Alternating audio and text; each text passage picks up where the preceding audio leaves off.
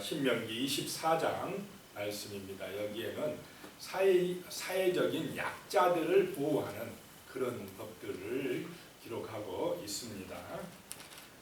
1절에 보면요, 사람이 아내를 맞이하여 데려온 후에 그에게 수치되는 일이 있음을 발견하고 그를 기뻐하지 아니하면 이혼 증서를 써서 그의 손에 주고 그를 자기 집에서 내보낼 것이요. 옛날 이 지금 구약 시대, 고대 근동 시대에는 여자들이 그 인권을 잘 보장받지 못하던 시대입니다. 그런데 남편이 자기 아내가 마음에 안 들어요. 뭐가 수치되는 일이 있다는 것입니다. 그러면 가까이 하지도 아니하고 뭐 이러면은 그 아내는 평생 그냥 힘들게 어렵게 살아야 된다는 것입니다. 여기서 수치되는 일은 가늠한 것이 아니고 고대 법에 의하면은 몇 가지 보면은 남편을 망신줬다, 사람들 앞에서, 또는 집을 자주 비웠다, 또 그 재산을 횡령하거나 엄청나게 낭비했다,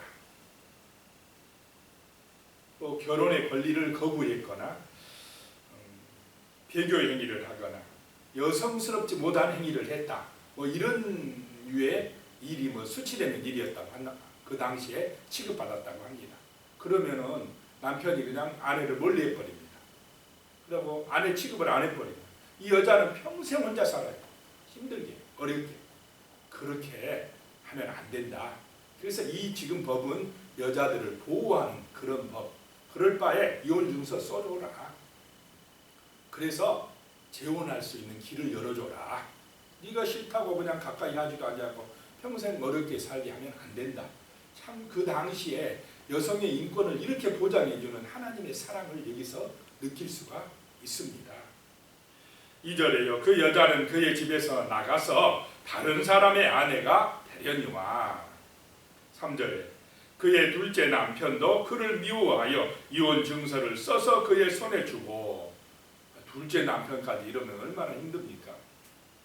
그를 자기 집에서 내보냈거나 또는 그를 아내로 맞이한 둘째 남편이 죽었다고 하자.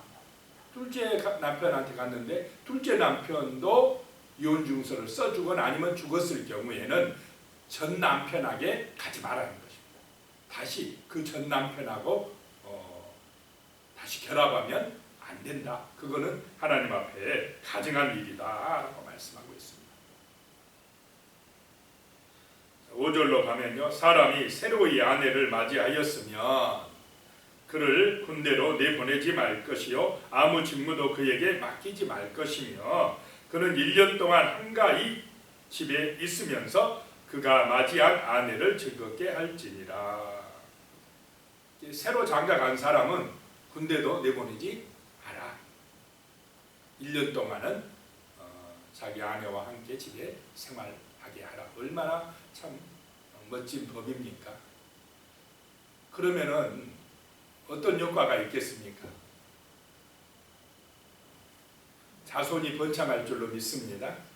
자손이 번창하게 될 것이고 그 아내를 즐겁게 해주는 그런 아내를 행복하게 해줘서 가정이 든든하게 서게 해준다라고 하는 것입니다.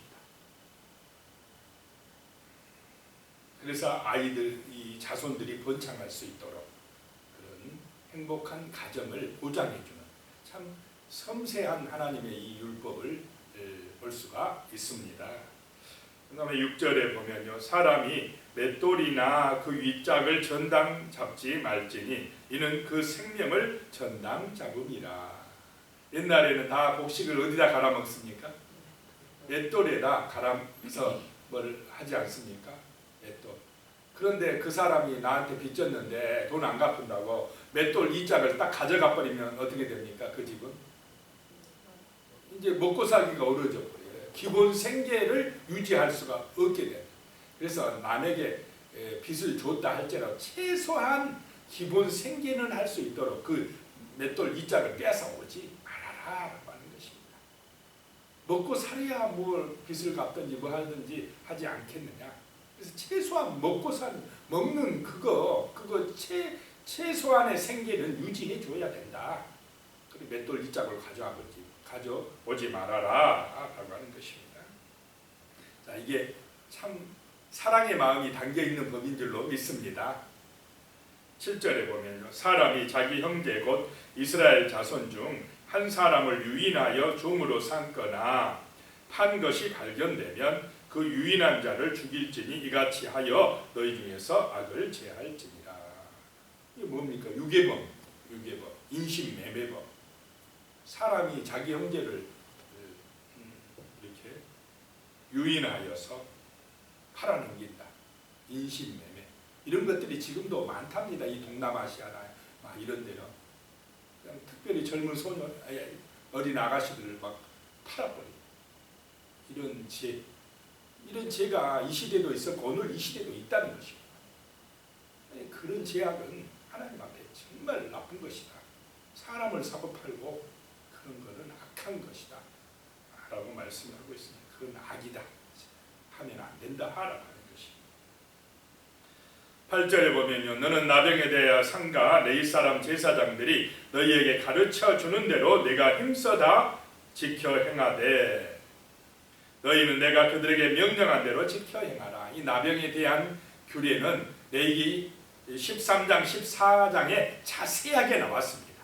그래서 모세가 옛날에 가르쳐 줬으니까 제사장이 너희에게 지시한 대로 그대로 해야 된다 라고 짤막하게 여기서는 그냥 넘어갑니다. 다 안다고 생각하고 그냥 넘어가는 것입니다. 9절에는요, 너희는 애굽에서 나오는 길에서 내 하나님 여호와께서 미리암에게 행하신 일을 기억할지니라. 미리암이 무슨 병에 걸렸습니까? 나병에 걸렸습니다. 어쩌다 걸렸느냐? 모세의 권위에 도전하다가.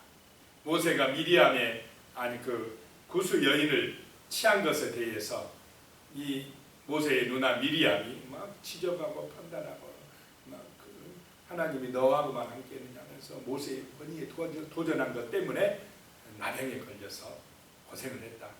그러니까 이 말은 은근슬쩍 하나님의 권위에 뭐 하지 말라요? 도전하지 말라. 그런 모세의 경고의 말씀입니다.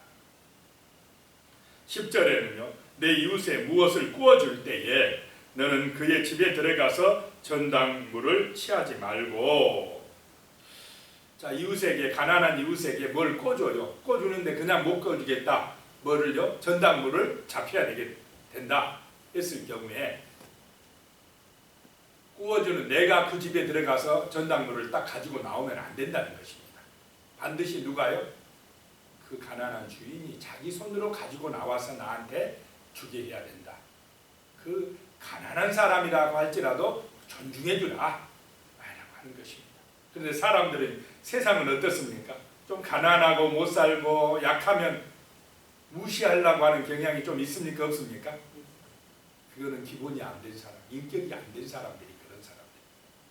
정말로 훌륭한 사람들은, 하나님의 사람들은 연약하든 가난한 사람은 오히려 더 정말로 챙기고 돌봐주고 사랑해줘야 될 줄로 믿습니다.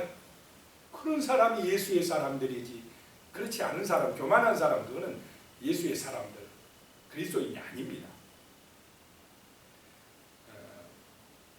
12절에 가면요, 그가 가난한 자이면 너는 그의 전당물을 가지고 자지 말고. 13절에 해 질 때에 그 전당물을 반드시 그에게 돌려줄 것이라. 그리하면 그가 그 옷을 입고 자며 너를 위하여 축복하리니 그 일이 내 하나님 여호와 앞에서 내 공의로움이 되리라. 주로 전당물을, 가난한 사람이 뭐가 있겠습니까? 살림살이 뭐 이런 거 있겠습니까? 뭐 별로 없어요. 그래서 전당물로 잡은 것이 겉옷이랍니다. 주로 겉옷. 근데 그 겉옷이 또 이불이에요. 밤에 덮고 자야 돼. 근데 그걸 딱 전당 잡고는 밤에 안 돌려주면 그 사람은 밤에 어떻게 됩니까? 너무 춥고 떨고 그러면은 안 된다. 그래서 전당물 잡았다가도 또 밤에는 어떻게 해야 돼요? 돌려주고 다음날 아침에 또 가서 가져오더라도 밤에는 돌려줘라. 그리하면 하나님께서 너한테 복을 줄 것이다. 하나님 앞에 공의로움이 될 것이다 라고 하는 것입니다. 이 약자를 얼마나 생각하고 보호하는 그런 하나님의 법입니까? 14절에 공궁하고 비난한 품꾼은 너희 형제든지 내 땅 성문에 우거하는 객이든지 그를 학대하지 말며. 품꾼, 오늘날 말하면 노동자, 일꾼, 자기 집에서 일하는 사람. 그러면 자기 집에서 일하러 품삯 받고 일하는 사람을 어떻게 하라고요? 그 사람이 객이든지 내 형제든지 함부로 대하지 마라 이 말입니다. 16절에 15절에 그 품삯을 당일에 주고 해주는 후까지 미루지 말라. 이는 그가 가난함으로 그 품삯을 간절히 바람이라. 그가 너를 여호와께 호소하지 않게 하라. 그렇지 않으면 그것이 너희에게 내게 죄가 될 것입니다. 하루 벌어 살아가는 사람은 그 품삯 일당을 받아가야 가족들이 어떻게 삽니까?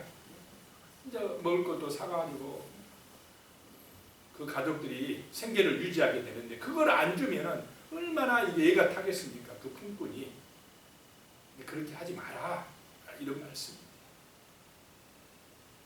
16절에는요. 아버지는 그 자식으로 말미암아 죽임을 당하지 않을 것이요 자식들은 그 아버지로 말미암아 죽임을 당하지 않을 것이니 각 사람은 자기 죄로 말미암아 죽임을 당할 것입니다. 이 말은 연자죄를 금지했다라고 하는 것입니다. 아버지 죄 때문에 아들이 죽으면 안 되고 아들 잘못했다고 아버지 죽이면 안 된다. 그 잘못한 그 사람에게 죄를 물어라 라고 하는 것입니다. 17절에요. 너는 객이나 고아의 송사를 억울하게 하지 말며 과부의 옷을 전당 잡지 말라. 아까 옷을 전당 잡는데 과부는 전당 잡으면 안 된다는 것입니다. 옷을 아무리 뭐 해도 전당 잡을 것이 없어도 그러면 안 된다. 18절에 너는 애굽에서 종되었던 일과 내 하나님 여호와께서 너를 거기서 속량하신 것을 기억하라. 이러므로 내가 네게 이 일을 행하라 명령하노라. 자, 이런 하나님의 말씀은 명령이라는 것입니다. 행하라. 기독교는 행하는 것인 줄로 믿으시기 바랍니다. 이론적으로 머릿속으로 알고만 있는 건 그건 기독교가 아닙니다. 말씀대로 실천할 때에 순종할 때에 능력이 될 줄로 믿으시기 바랍니다. 19절에요. 내가 밭에서 곡식을 벨 때에 그 한 뭇을 밭에 잊어버렸거든 다시 가서 가져오지 말고 나그네와 고아와 과부를 위하여 남겨두라. 나그네, 고아, 과부 이 사람들은 사회적인 약자들. 밭에 보리 추수, 밀 추수하다가 한 짐을 놔두고 와버렸어요. 깜빡 잊고. 그러면 뭐 하지 말아요? 가져오지 말고 놔둬. 누구를 위해서요? 사회적인 약자, 가난한 사람은 그거 가져다 먹게 놔둬 이 말입니다. 20절에도요. 내가 내 감람나무를 떤 후에 그 가지를 다시 살피지 말고 그 남은 것은 객과 고아와 과부를 위하여 남겨두며. 감람나무에서 나무 열매를 땄는데 그냥 대충 따. 어느 정도 땄으면 반드시 남겨두라 이 말입니다. 그래야 가난하고 어려운 사람들이 거기서 가서 따먹고 살지 않겠느냐. 일종의 사회보장법입니다. 좀 남겨도 내가 다 쓸어와 버리지 마라 이 말입니다. 욕심대로. 자, 우리가 월급을 받고 얼마 돈을 벌면은 그 중에서 일부를 뭐하라 이 말입니까? 좀 떼어서 가난하고 어려운 사람들. 그래서 우리는 구제연금도 하고 무슨 선교연금도 하고 그러지 않습니까? 좀 떼어서 어려운 사람들을 살 수 있도록 도와줘라. 이게 일종의 사회보장 제도다라고 하는 것입니다. 21절이에요. 내가 내 포도원에 포도를 딴 후에 그 남은 것을 다시 따지 말고 객과 고아와 과부를 위하여 남겨두라. 포도 농장에서 좀 다 따지 말고 일부 놔둬라 이 말입니다.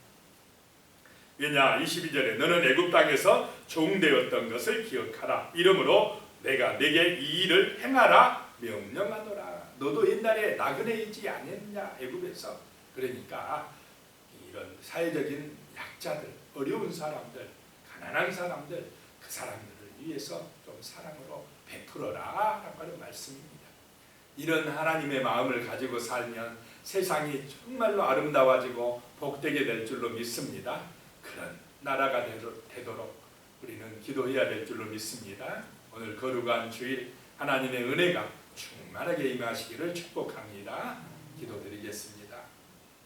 하나님 아버지, 이 땅에 있는 사회적인 약자들, 가난하고 힘들고 어려운 사람들, 나그네들, 고아들, 과부들, 그 연약한 사람들을 하나님이 지켜주시고 보호해 주시옵소서. 또한 아버지 하나님, 우리들의 마음속에 그 연약한 사람들을 정말 위해서 기도하고 사랑을 나눠주고 섬길 수 있는 사랑의 마음을 허락하여 주시옵소서. 예수 그리스도를 본받아 살아갈 수 있는 성령의 은혜를 허락하여 주시고, 참으로 우리의 삶이 그리스도를 증거하고 전하는 섬김의 삶이요 향기나는 삶이 될 수 있도록 도와주시옵소서. 하나님, 우리 사회가, 이 나라 대한민국이 정말로 이런 사회적 약자들이 고통받지 않도록 우리 하나님이 도와주시고, 하나님의 그 질서와 하나님의 그 언약 안에서 복을 받아 누리는 그런 역사가 이 땅 가운데 충만하게 나타날 수 있도록 도와주시옵소서. 오늘 거룩한 주일 하나님의 놀라운 은혜가, 사랑의 역사가 이 제단에 충만해지게 하시며, 우리 성도님들이 영원히 잘된 같이 범사가 잘되고 강건해지는 은혜가 임할 수 있도록 복을 내려주시고 자손들도 지켜주시고 은혜해 주시옵소서. 예수님의 이름으로 기도드리옵나이다. 아멘.